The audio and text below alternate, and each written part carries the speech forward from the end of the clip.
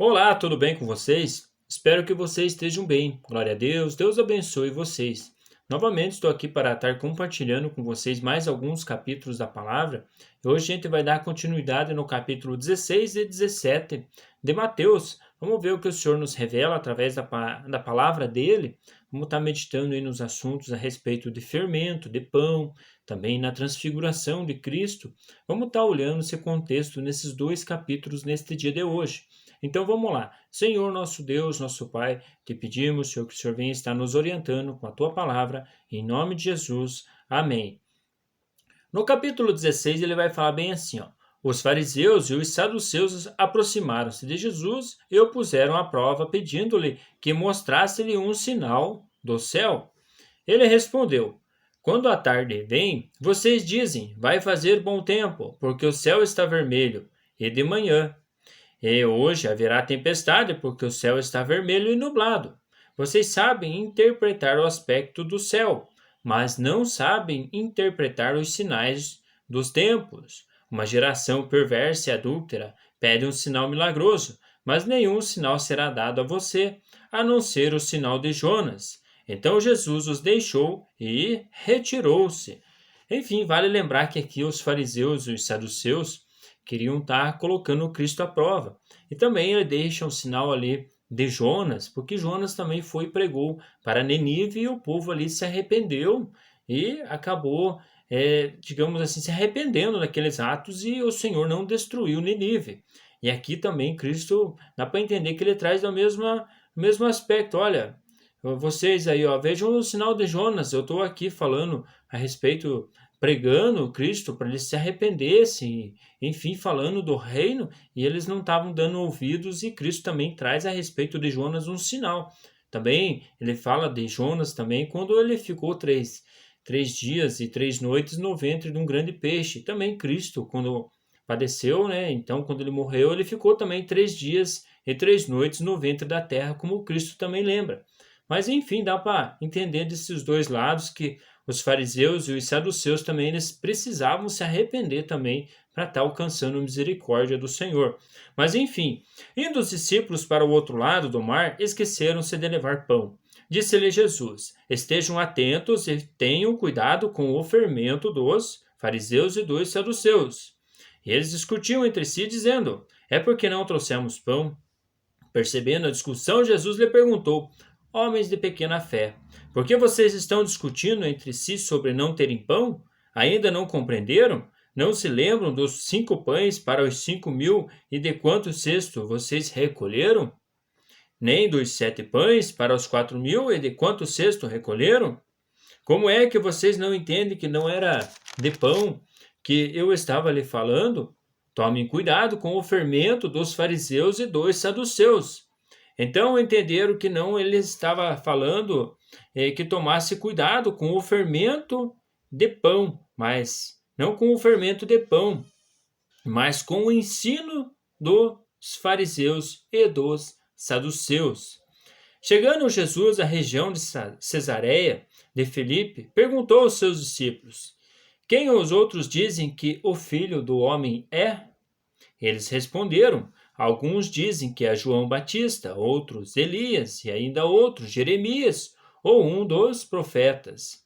E vocês? Perguntou ele: Quem vocês dizem que eu sou? Veja que interessante, Simão Pedro, de novo, ele coloca ali a resposta.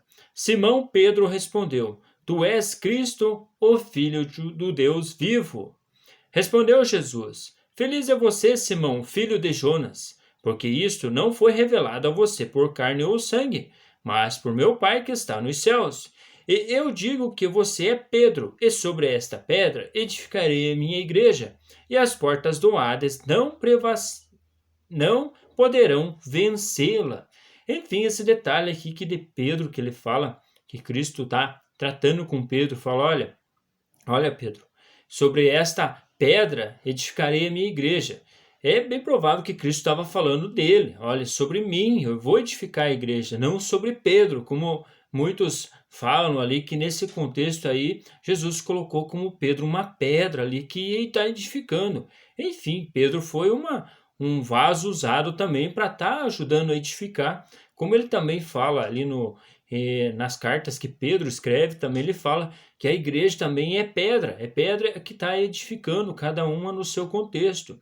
E Pedro significa fragmento, Cristo significa rocha e pedra. Então, dá para a gente entender que Cristo estava falando dele, né? Olha, tu és Pedro, sobre esta pedra edificarei a minha igreja. Então, ele estava falando dele. E hoje as pessoas, digamos assim, confundem muito, põem até religião em cima disso. Porque mais para frente a gente vai ver que Jesus já estava falando para Pedro: arreda Satanás de você. Então, pessoas comuns, hoje normais na terra, digamos, pode ter erro, pode estar abandonando tudo e se voltando para o mundo, enfim, dá para a gente entender dessa forma. Ele não deixou ligado para homens, mas através do Espírito Santo dele, que fala assim, ó: e eu darei a vocês as chaves do reino dos céus. O que você ligar na terra terá ligado nos céus, e o que você desligar na terra terá sido desligado nos céus. Então advertiu a seus discípulos que não contassem a ninguém o que ele era o Cristo. E vale lembrar também que Pedro foi o primeiro homem também ali a estar pregando para um centurião lá.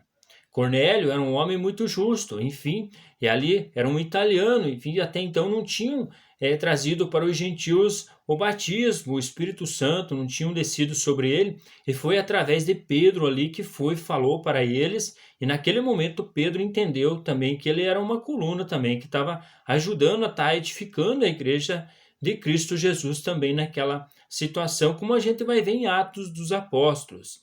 Desde que aquele momento Jesus começou a explicar, desde aquele momento Jesus começou a explicar aos seus discípulos que era necessário que ele fosse para Jerusalém e sofresse muitas coisas nas mãos dos líderes religiosos, dos chefes, dos sacerdotes e dos mestres da lei, e fosse morto e ressuscitasse no terceiro dia.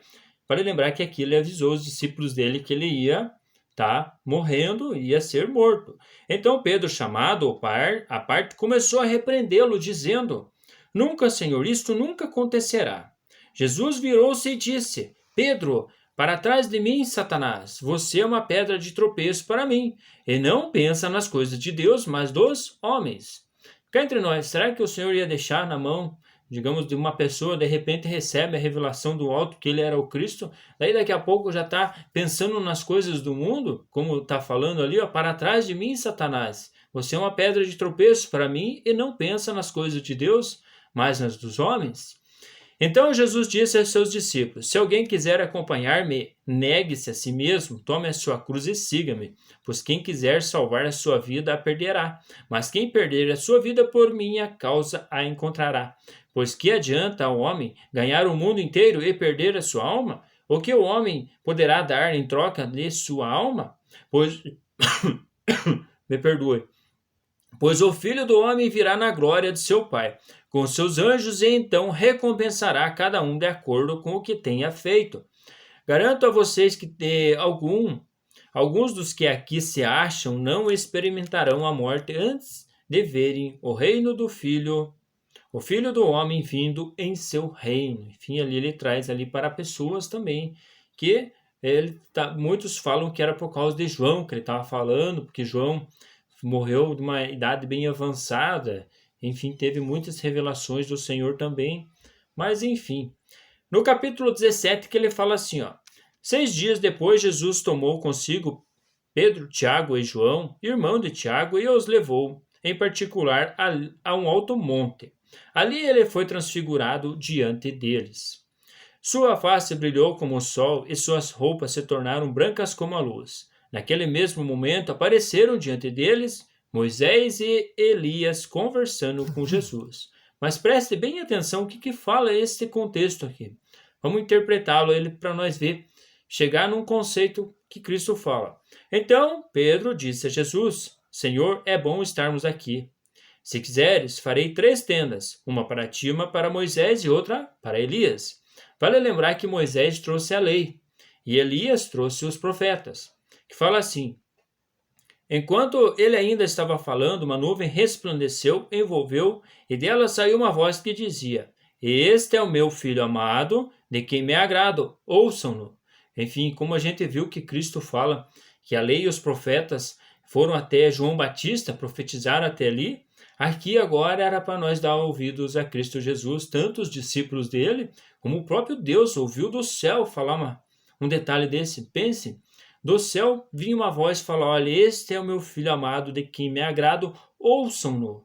Enfim, ali ele deixou de lado Moisés e os profetas, a lei e os profetas, porque ele fala, a lei e os profetas profetizaram até João, até Cristo ali. Então, João Batista foi decapitado, foi morto. Aqui já estava seguindo o reino dos céus. E hoje é para nós estar ouvindo o que Cristo tem para nos falar. Enfim, a lei realmente, a lei serve a um aio para chegar até a graça. Enfim, é necessário da lei também, que ela veio para estar mostrando a graça. Mas enfim, hoje eu vejo muito bem claro isso, que Cristo é o que nós tem que estar ouvindo, dando voz para o Espírito Santo. Ouvindo isso, os discípulos prostraram-se com o rosto em terra e ficaram aterrorizados. Mas Jesus se aproximou, tocou neles e disse: levantem-se, não tenham medo. Erguendo-se os olhos, não viram mais ninguém a não ser Jesus. Enquanto desciam do monte, Jesus lhe ordenou: não contem a ninguém o que vocês viram, até que o Filho do Homem tenha sido ressuscitado dos mortos.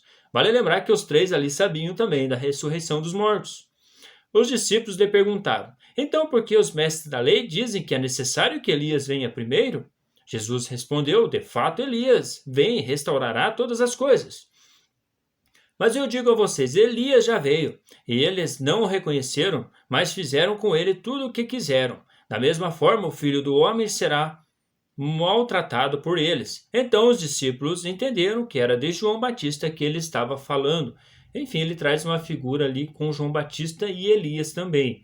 Quando chegaram onde estava a multidão, um homem aproximou-se de Jesus, ajoelhou-se diante dele e disse: Senhor, tem misericórdia do meu filho. Ele tem ataques e está sofrendo muito. Muitas vezes cai no fogo ou na água. Eu os trouxe aos teus discípulos, mas eles não puderam curá-lo. Respondeu Jesus: ó geração incrédula e perversa, até quando estarei com vocês? Até quando terei que suportá-los? Traga o meu menino. Jesus repreendeu o demônio e esse saiu do menino, que daquele momento em diante ficou curado. Então os discípulos aproximaram-se de Jesus em particular e perguntaram: por que não conseguimos expulsá-lo? E ele respondeu: porque a fé que vocês têm é pequena. Eu asseguro, se vocês tiverem fé do tamanho de um grão de mostarda, poderão dizer a este monte: vá daqui para lá, e ele irá. Nada será impossível para vocês, mas esta espécie só sai pela oração e pelo jejum. Enfim, Jesus deu ali o que era necessário para estar expulsando os demônios, como aquela crasta ali que ele falou, olha, mas esta espécie só sai pela oração e pelo jejum. Reunindo-se eles na Galiléia, Jesus lhe disse: o Filho do Homem será entregue nas mãos dos homens. Eles o matarão e no terceiro dia ele ressuscitará. E os discípulos ficaram cheios de tristeza. Vale lembrar que eles estavam sabendo de novo que Cristo ia morrer e ia ressuscitar através da boca de Cristo. Quando Jesus e seus discípulos chegaram a Cafarnaum, os coletores do imposto de 2 dracmas vieram a Pedro e perguntaram: o mestre de vocês não paga o imposto do templo? Sim, paga, responderam ele. Quando Pedro entrou na casa, Jesus foi o primeiro a falar. Perguntou-lhe: o que você acha, Simão? De quem os reis da terra cobram tributos e impostos? De seus próprios filhos ou dos outros? Dos outros, respondeu Pedro. Disse-lhe Jesus: então os filhos estão isentos? Mas para não escandalizá-los, vá ao mar e jogue um anzol. Tire primeiro o peixe que você pegar, abra-lhe a boca e você encontrará uma moeda de 4 dracmas. Pegue-a e entregue a eles para pagar o meu imposto e o seu. Para entender que experiência maravilhosa ali que Pedro teve com Cristo. Enfim, Cristo falando a respeito de imposto ali, que os filhos, como ele fala ali, ó, então os filhos estão isentos, mas para não escandalizá-los, vá até o mar, pegue um anzol lá, pegue um peixe, o primeiro peixe que você pegar, abra a boca dele que vai ter 4 dracmas.